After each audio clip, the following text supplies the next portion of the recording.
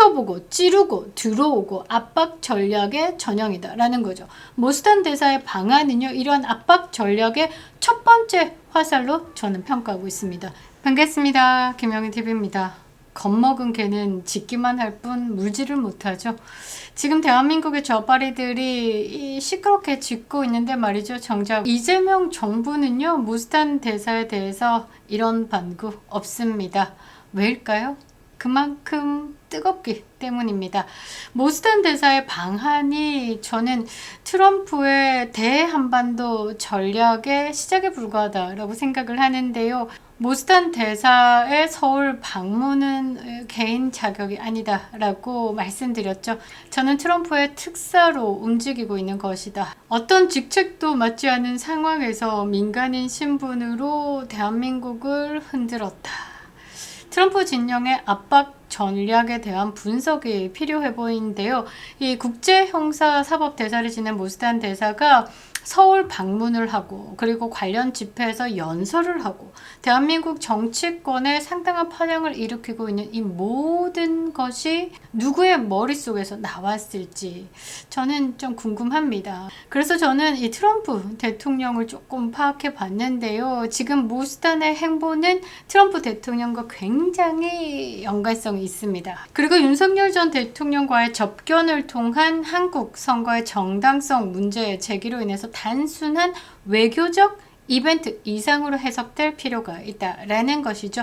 한국 좌파 여권들은요, 이거를 내정 간섭이다라고 규정하기도 하고 또는 개인의 자격이 도를 넘었다라고 하면서 윤석열 대통령과 같이 깜방에 보내야 된다 이런 막말을 쏟아내고 있는데요.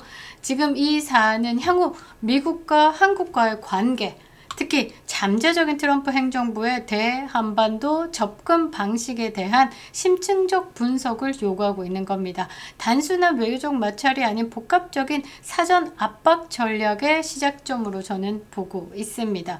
트럼프 대통령의 외교 접근 방식은요, 지금까지 우리가 알고 온 전통적인 외교 관례에 얽매이지 않는 특성을 보이고 있습니다. 트럼프의 저서 중에 The Art of the Deal이라는 책이 있는데 여기가 저는 트럼프를 가장 매력적으로 보여주는 책이 아닌가라고 생각을 합니다. 여기에 트럼프의 협상 철학이 담겨 있는데요. 상대방의 약점을 최대한 활용하라. 지금 이 모스탄 대사가 한국을 뒤흔들고 이재명 정부를 압박하는 이 모든 것이 트럼프 철학 원칙에 기반한다라는 거죠. 이러한 맥락에서 모스탄의 한국 방문은 단순한 개인적 행보가 아닌 트럼프 진영이 구상하고 있는 한국 전략의 일환으로 해석할 필요가 있다라는 거죠. 미래 무역 보복 그리고 안보 재편 가능성을 시사하는 전초전일 수도 있다는 관점에서 해석해 보는 재미도 있을 것 같습니다. 특히 이재명 정부의 취약점, 이것을 겨냥한 압박 시나리오의 일부로 파악될 수 있다라는 거죠. 재밌습니다. 역시 트럼프구나 라는 생각이 들기도 했었는데요. 빠르게 다루겠습니다. 구독과 좋아요 그리고 끝까지 시청 부탁드리겠습니다. 멤버십은 큰 힘이 되고 있습니다. 자, 트럼프식 압박 전략의 재해석을 해보도록 하겠습니다. 트럼프 대통령은요, 협상 과정에서 이 선제적인 심리전을 적극적으로 활용하는 것으로 알려져 있죠.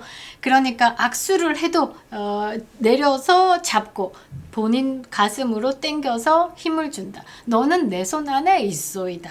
그렇게 해서 누가 우위에 있다라는 것을 먼저 던지는 거죠. 이 트럼프의 전략은요, 상대방의 핵심, 약점을 파악해가지고 그것을 지렛대로 삼아서 자신이 요구하는 조건으로 끌어서 관철하는 데 집중한다라는 겁니다. 지금 모스탄 대사의 한국 내 활동이 이러한 트럼프식 협상 원칙의 전형적인 사례로 분석될 수 있는데요.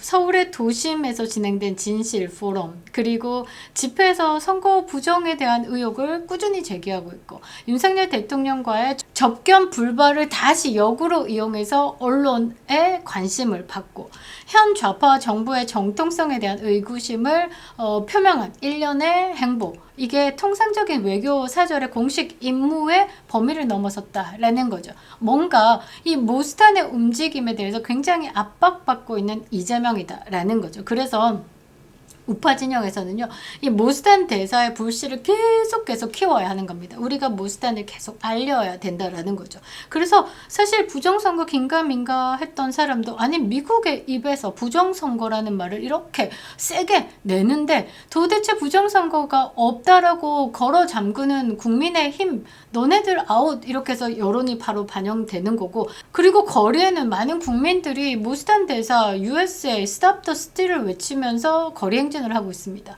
이재명 정부가 아마 주말이 죽을 맛일 것 같은데요. 이번 주 피크일 것 같습니다. 많은 국민들이 이재명이 얻은 그 자리가 맞냐라는 질문을 계속 던질 것이다 라는 거죠. 이는요, 트럼프 진영이 향후에 한국 정부에 어떤 방식으로 압력을 행사할 것인지 사전에 시연하는 성격을 띠고 있다라고 저는 분석하고 있습니다. 그러니까 이 룰라 대통령에게 대놓고, 야, 너 부정선거로 당선된 대통령이잖아? 그런데 미국 언론지가 벌써부터 이 이재명이 불법 대통령이다 라는 것을 계속 뿌리고 있는 거죠. 그래서 트럼프는 이재명을 만날 때 부정선거에 대한 언급을 하면서 이재명의 입을 닫고 눈도 못 마주치게 만든 다음에 본인이 요구하는 부분을 끌어낼 것이다 라는 거죠. 사실 우파 진영에서는 트럼프가 원하는 걸 취하는 것보다 우리가 원하는 걸 취하는 거를 다 사실 좀 바라고 있는데 말이죠. 자, 이재명의 주요 취약점은 다음과 같이 알 수 있죠. 첫 번째, 대선 불복 논란, 그리고 여기에 관련된 윤석열 대통령의 구속 조치. 물음이 나오는 거죠. 이재명, 그 자리가 네가 맞아? 그리고 윤석열 대통령에 대한 탄핵을 이끌어냈던 세력들이 너의 부정선거의 배후 세력이 아니야? 그런 질문은 꾸준히 이어간다라는 거죠. 그리고 두 번째, 친북, 친중 인사들의 중용에 따른 외교적 기조에 대해서 이거는 사실 이재명에게 굉장히 힘든 사건이다라는 겁니다. 지금 뭐 청문회장에서 주적이 북한이 아니다라고 이야기를 하는 민노총, 정동영 이런 사람들이 지금 정부의 인사로 앉는다라면 미국 입장에서 봤을 때 여기는 뭐 빨갱이래요 이렇게 나오니까 모든 불이익을 가질 수밖에 없는 구조. 그런데 이재명은 이런 사람들을 중용하지 않으면 안 되는 구조죠. 왜? 목덜미 잡혔으니까. 이재명이 지금의 자리까지 올라갈 수 있도록 많은 서포트들이 있었으니까 한 자리씩 논아먹는 거다라는 거죠. 자, 세 번째, 자유 언론 그리고 보수 성향 유튜브 채널에 대한 탄압 논란, 그리고 소년 범 폭로입니다. 소년공으로 지금까지 국민을 기만해 왔던, 그러니까 사실이라고 믿었던 모든 상황들이 이 모스탄 대사의 입을 통해서 소년공이 아닌 소년범으로 다시 의혹이 커져가고 있죠. 아, 이재명? 그러니까 뭐 졸업 연도도 맞지 않을 뿐더러 왜 사진에 찍힌 도장이 이 도장이 사라지고 사진을 덧붙인 그런 것들부터 시작해서 우리 눈에 그 전에 보이지 않던 게 이 모스탄 대사의 소년 범폭로 이후에 모든 것이 다르게 해석되고 있다라는 거죠.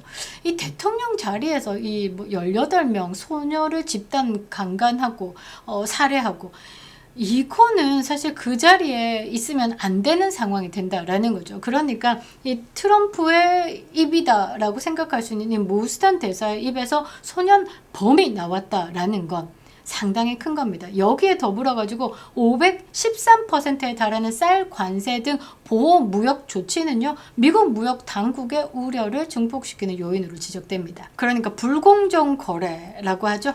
이 513%쌀 관세는 불공정 거래. 그런데 이거를 빗장을 열려고 하니 전라도가 난리가 난다라는 거죠. 그러니까 이재명은 사실 그 트럼프 입장에서 봤을 때 그냥 껌입니다. 껌. 이렇게 봐도 흠이고 저렇게 봐도 흠이기 때문에 뭐 어떤 거 잡아 끌어도 다 유리하게 만드는 조건이다라는 거죠. 그래서 공직사회에 오를 때는요, 누구보다 도덕적으로 조금 우위에 있어야 한다라는 게 이재명을 보면 알 수 있는 겁니다. 그러니까 이 모스탄 대사의 발언은 바로 이 취약한 고리들을 겨냥해가지고 미국 보수 진영 내에 경고 메시지를 전달하는 것으로 분석된다라는 거죠. 트럼프의 입장을 대변하는 기호 1번 카드로서의 의미를 가질 수 있다라는 겁니다. 더 나아가서 모스탄 대사가요, 서울 연설에서 이런 말을 했습니다. 상원이 승인하면 대사직을 수락하겠다. 이렇게 언급한 점은 잘 생각해 봐야 되는 겁니다. 단순한 개인적 희망 표명 이상의 의미를 내포한다라는 거죠. 트럼프 진영 내부에서는요, 이미 이 모스탄 대사를요, 한국에 대한 압박을 위한 특수 목적 대사로 염두에 두고 있음을 시사하는 신호로도 해석될 수 있고, 그리고 모스탄 대사 같은 경우는 이 깐깐하다고 소문난 상원의 청문회를 통과한 사람입니다. 트럼프 협상 철학에 따르면요, 진정한 협상은 테이블 앉기 전에 이미 시작된다.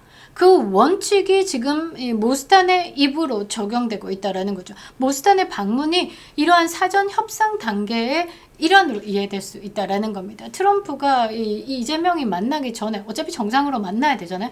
만나기 전에 이재명 자체를 걸레를 만들어 버리겠다는 거예요. 너덜너덜. 누구의 입으로? 모스탄의 입으로. 그래서 테이블에 앉았을 때 눈도 못 마주치고, 아이고 형님 와십니까? 뭐 이렇게 만들려고 한다라는 거죠. 그러니까 지금은 이 협상이 아닌 계산의 시대로 진입했다라는 겁니다. 이재명 정부가요, 트럼프 대통령의 잠재적 영향력을 간과하거나 내정 간섭으로 일축하는 접근 방식은 이 상황을 더욱더 악화시킨다. 그러니까 모자랭이 짓 하고 있다라는 겁니다. 오히려 현재 이 순간에도 이 트럼프 진영은요, 이재명 정부의 언론 구조, 그리고 선거의 정당성 문제, 그리고 외환시장의 폐쇄성 등을 면밀히 분석하면서 잠재적인 레버리지 목록에 추가하고 있을 수도 있다라는 거죠. 만약에 한국이 미국의 전략적 파트너로서 지위를 유지하기를 원한다. 그러니까 한미동맹 강화, 주한미군 철수 없이 한국이 미국과 함께 간다.